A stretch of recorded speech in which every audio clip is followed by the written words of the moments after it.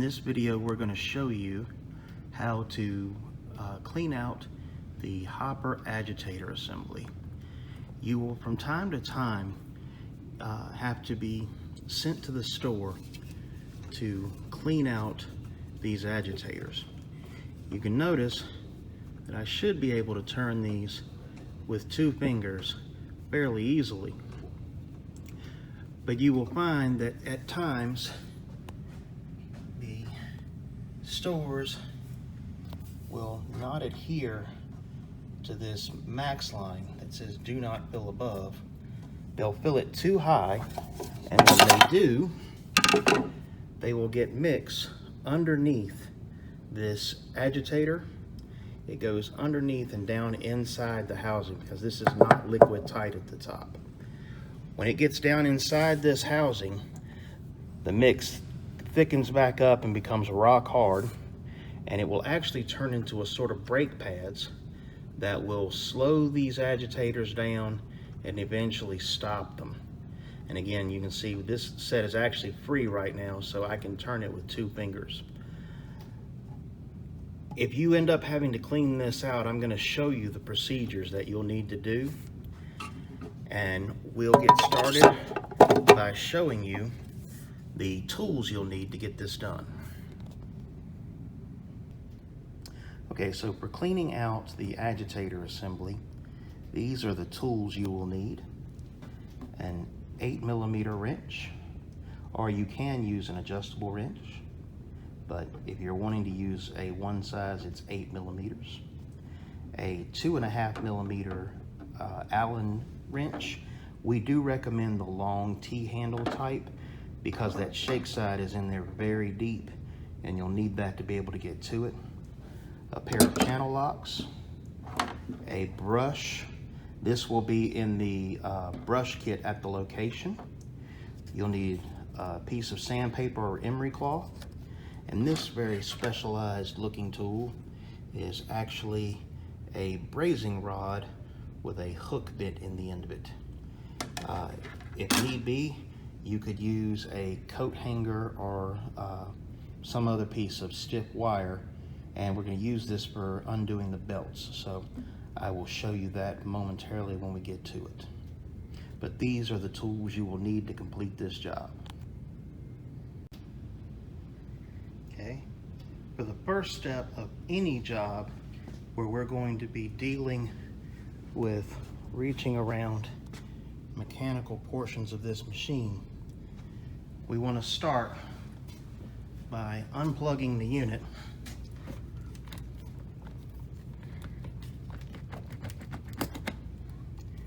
That way we completely kill power to it and make certain that it cannot possibly come on while we're working, because this will definitely hurt you for it to turn on. So you always want to make sure that power is killed before you begin doing any procedure like this. Okay, now you'll need the side panels removed in order to be able to do the cleaning of the agitator assemblies, because we'll begin by going underneath here. And if we spin this around, I'm just reaching up in the top here and turning the agitator by hand. But if you'll spin this around, you'll be able to see that Allen set screw on the bottom of the pulley. This is the one for the Sundae side. You've got the belt going from the motor to the pulley, and then there's another belt in there going across to the shake side. Now I'm going to move this around.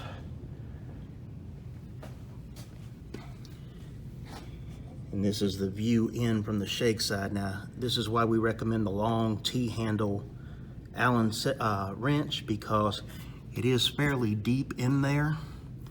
You can see I'm not reaching to it right here.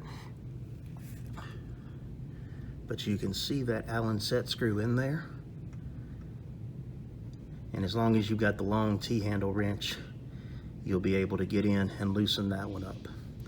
So now I'm going to get this camera in position to be able to show you removing the belts and loosening everything up, and we'll get started. Okay, To begin with, we'll need to remove the belts from the pulleys. The one going from the motor here to the Sundae side pulley is fairly easy to remove. Just place your finger underneath, turn the motor, and that belt will drop down. I'm going to try not to block you off here, but I've got to reach into this confined space. So this secondary belt up here we'll need to remove. That's where these hooks come into play here. By getting a grip on that, I can move it down.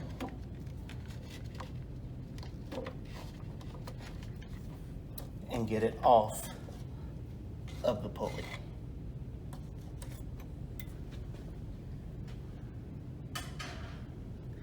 Now, up in the top, we're just going to remove the agitator, and I'll try to get you a view up here.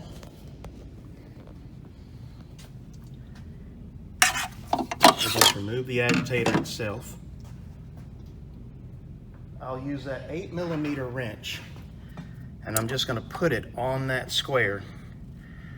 So in a moment, when I get everything in position and I tell you that I'm loosening it up, I'm just putting this wrench on this square, and I'll be using it to turn the agitator to unthread it from the pulley underneath. As I know with this camera view, you can't really see but one place at a time, but this is where we'll be working.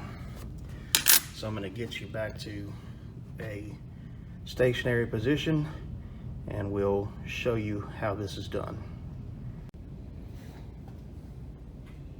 Okay. First thing we're going to do is take that long Allen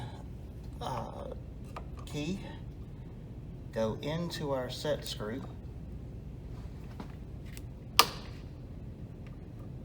It'll pop a little bit to loosen up. And now I'm just loosening that set screw. Okay. Once I've got it loosened up, I'm going to take my channel locks,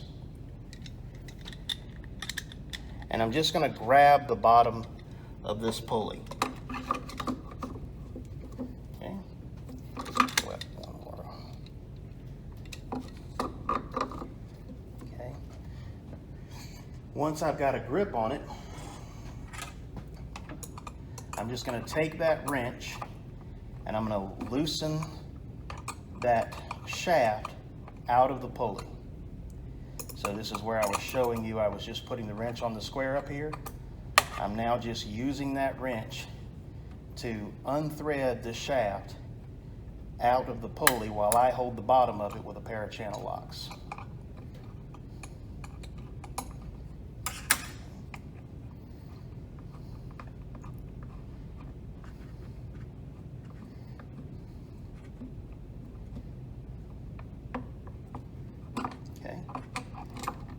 So now I have that loose, and let me see if I can get this over where you can see that the bottom of that is now loose from the pulley. Okay. And up here in the hopper, this shaft is ready to pull out of the housing. Okay. So that's my housing. And this is our shaft. Now, this small roller bearing here is just an anti-friction pad we use to keep metal from riding on metal. If you know you're coming out to do this, you can go ahead and order a couple of these, and that way you'll have them on hand and be able to replace them while you've got it apart. So what we would do at this point is just bring this over.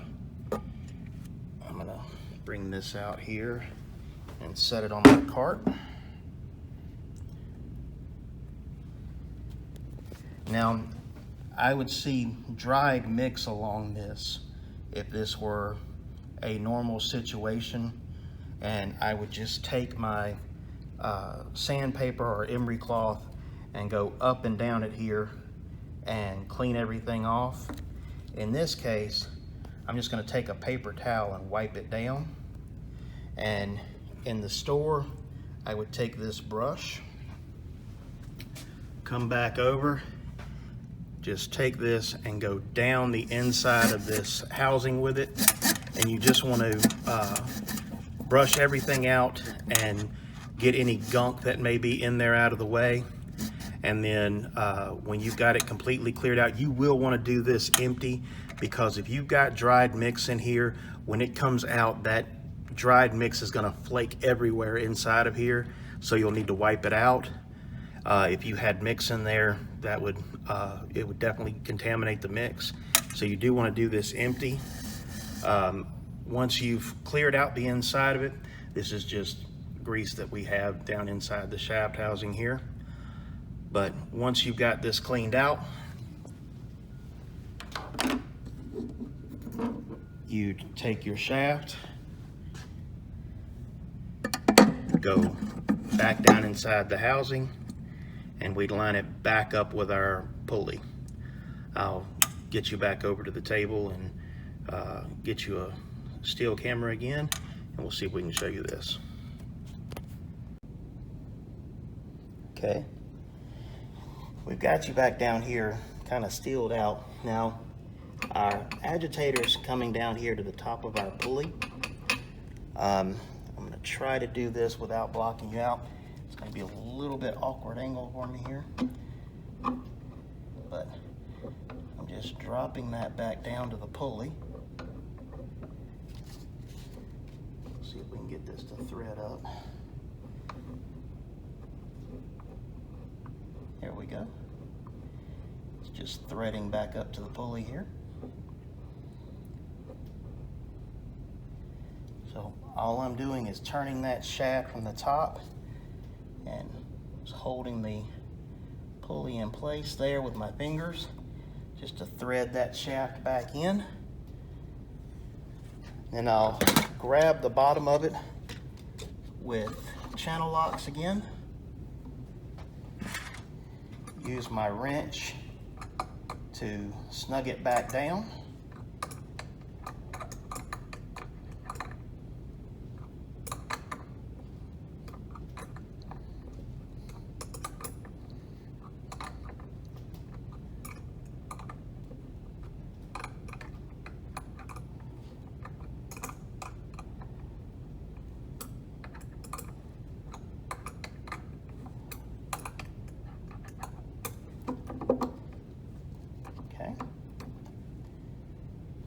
Snugged up now. So I'm just going to take my channel locks out of there. Now I'll take my long 2.5 millimeter Allen key.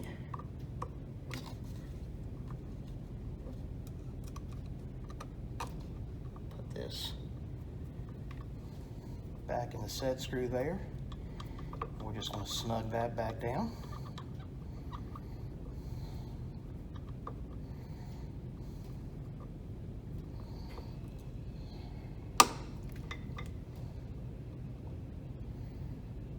Okay, so that's back in place. I'm going to take that hook again, grab my belt, and pull it to me. And that'll let me get a hold on it to start it back in that pulley. That's my other belt falling off there. And then I'll do it again to move it into the upper teeth of the pulley.